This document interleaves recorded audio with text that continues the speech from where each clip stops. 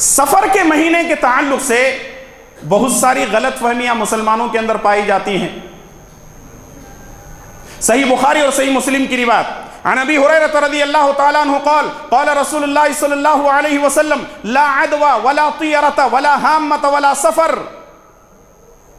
ابو ہریرہ رضی اللہ تعالیٰ عنہ فرماتے ہیں نبی کریم صلی اللہ علیہ وسلم نے فرمایا لا عدوى، اسلام میں عدوہ نہیں ہے، یعنی ایک آدمی کی بیماری دوسرے آدمی میں منتقل نہیں ہو سکتی، ٹرانسفر نہیں ہو سکتی۔ کیوں کہ بیماری دینا اللہ کا کام ہے، بیماری کا کسی آدمی کے اندر بیماری کا منتقل ہو جانا وہ اس کی اپنی قدرت اور اپنی طاقت نہیں ہے۔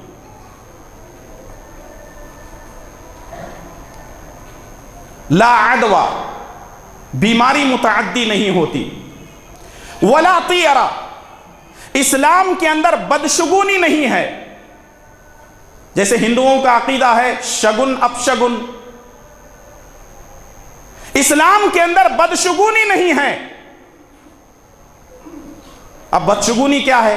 ایک مثال دے کر کے بات کو آگے بڑھاتا ہوں۔ مسلمانوں کے اندر ایک بات بہت مشہور ہے، ایک آدمی اپنے گھر سے سفر کے ارادے سے سوٹ کیس لے کر نکلتا ہے، سامنے سے بلی راستہ کاٹ کر چلی جاتی ہے تو یہ فیصلہ لے لیتا ہے کہ بلی نے راستہ کاٹ لیا ہے، اب میرا کام ہونے والا نہیں ہے، مجھے اب واپس گھر میں جانا ہوگا۔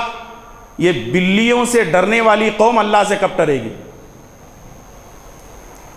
رسول اللہ صلی اللہ علیہ وسلم سے پوچھا گیا کیا بلی کا جھوٹا پاک ہے؟ نبی صلی اللہ علیہ وسلم نے فرمایا انہا لیست نجس انہا من الطوافین۔ ارے وہ ناپاک کہاں ہے؟ وہ تو تمہارے گھر میں گھومتی ہے، تمہارے بچوں سے کھیلتی ہے، تمہارے بستروں میں سوتی ہے، تمہارے بچے اس کے ساتھ کھیلتے ہیں، تم اس کے ساتھ کھیلتے ہو، یہ ناپاک نہیں ہے۔ بلی راستہ کاٹ گئی تو ہم واپس چلے آ رہے ہیں اور کتا اور سور سامنے سے رگڑ کر کے جاتا ہے، مسلمان کہاں ہوش میں ہیں؟ کتا بھی نجس اور خنزیر بھی نجس۔ نجس جانور، ناپاک جانور جو گھروں سے دور رکھا جاتا ہے، اگر وہ راستہ کاٹ کر کے نکل جاتا ہے تب ان کو یہ یاد نہیں آتا کہ یہ بدشگونی ہے، لیکن بلی اگر راستہ کاٹتی ہے تو بدشگونی۔ اصل میں جس ملک میں ہم رہتے ہیں یہاں ہندوؤں کے ساتھ غیروں کے ساتھ رہتے ہوئے اپنے عقیدے ان کے اندر پیش کرنا چھوڑ کر کے ہم نے ان کے عقیدوں کو سیکھ لیا ہے۔ کوا چلا ہنس کی چال، اپنی چال بھول گیا۔ اور اگر مسلمانوں کے سامنے جا کر کے پیش کرو نہیں یہ قرآن میں نہیں، حدیث میں نہیں، بولے یہ جمعہ 8 دن ہو گئے، یہ وہابی کہاں سے آ گئے؟ ٹائٹل تو پہلے ہی سے ہمارے پاس لگا ہوا ہے۔ لا عدوہ ولا طیرۃ ولا ہامہ، اسلام کے اندر ہامہ بھی نہیں ہے۔ ہامہ اصل میں الو کو کہتے ہیں، اور ویسے بھی الو کا پٹھا کون نہیں جانتا؟ الو کو ہر کوئی الو کو جانتا ہے، اور ویسے بھی حیدرآبادی زبان میں کسی کو چھیڑنے کے لیے الو کا پٹھا بولا بھی جاتا ہے۔ یہ جو الو ہے اس کے تعلق سے یہ مشہور ہے کہ یہ منحوس ہے۔ الو کے تعلق سے کیا مشہور ہے کہ یہ منحوس ہے۔ بھئی وہ بھی تو اللہ کی مخلوق ہے نا، الو ایک پرندہ ہے، اللہ کی مخلوق ہے۔ ٹھیک ہے آپ کو اللہ نے زبان دیا، آپ اس کو منحوس بول رہے ہیں، اگر اللہ اس کو بھی زبان دے دیتا تو کہتا او آدم کے بیٹے میں منحوس نہیں، تیرے کرتوتوں کی وجہ سے تو خود منحوس ہے۔ نحوست بظاہر کسی چیز میں نہیں ہوتی۔ مشہور کیا ہے؟ مشہور یہ ہے کہ اگر الو کسی گھر کے اوپر بیٹھ گیا اس کا مطلب کوئی نہ کوئی گیا، مر گیا۔ اگر کسی کے کھیت پر الو آ کر بیٹھ گئے فصل ہونے والی نہیں ہے۔ کسی درخت پر الو بیٹھ گیا تو اس درخت میں پھل آنے والے نہیں ہیں۔ نحوست سمجھا جاتا ہے الو کو۔ اور مجھے اچھی طرح یاد ہے آج سے تقریباً 10 یا 12 سال پہلے بہار کے 2-3 مندروں میں ایک ہی دن میں مندروں کے اندر دیوی دیوتاؤں کے اوپر آ کر الو بیٹھ گئے۔ اب سوامی جی سے پوچھا گیا کیا کیا جائے؟ انہوں نے کہا وہ بھی ایک مخلوق ہے، بھگوان نے اسی کو بھیجا ہے، شاید وہ بھی پوجا کرنے کے لیے آیا ہوگا۔ گھر پہ بیٹھتا ہے تو سمجھتے ہیں کہ مر جائے گا، اب یہاں بھگوان کے اوپر بیٹھ رہا ہے تو بیچارے سوامی جی کیا اس کے اوپر جو ہے کمنٹس کریں گے۔ نحوست بظاہر کسی چیز میں نہیں ہوتی، اصل نحوست اس کے عقیدے میں ہے۔ ہمارے عقیدے اس طریقے سے بنے ہوئے ہیں، جیسے لوگ کہتے ہیں کہ صبح صبح کسی حجام کی شکل نہیں دیکھنی چاہیے۔ کیوں بھائی؟ کتے بلیوں کی شکلوں کو دیکھ لیتے ہو اور وہاں نحوست نہیں آتی، کسی حجام کو دیکھ لیے تو نحوست آ جاتی ہے۔ چوتھی اور آخری بات، ولا سفر، اسلام میں سفر نہیں ہے۔ سفر کا مطلب کیا ہے؟ سفر کا مہینہ۔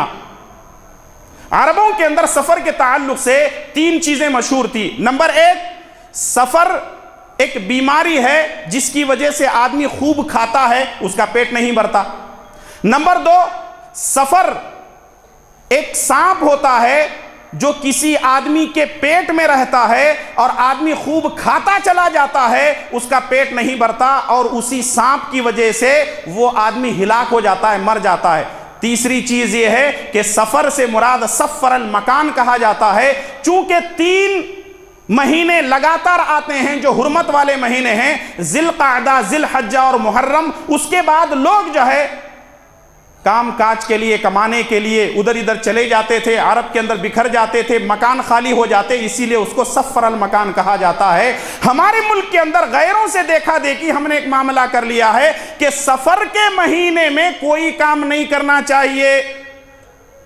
کسی نئے دکان میں اوپننگ کر کے نہیں جا سکتے، نئی تجارت سفر کے مہینے میں نہیں کر سکتے، سفر کے مہینے میں نسبت نہیں کر سکتے، سفر کے مہینے میں نکاح نہیں کر سکتے، سفر کے مہینے میں یہ نہیں وہ نہیں کر سکتے، کیونکہ سفر کا مہینہ صحیح نہیں ہے۔ یہ سراسر غلط ہے۔